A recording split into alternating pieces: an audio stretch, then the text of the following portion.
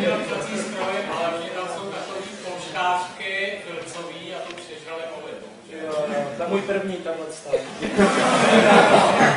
Musíte často prát, aby ty moly utekly.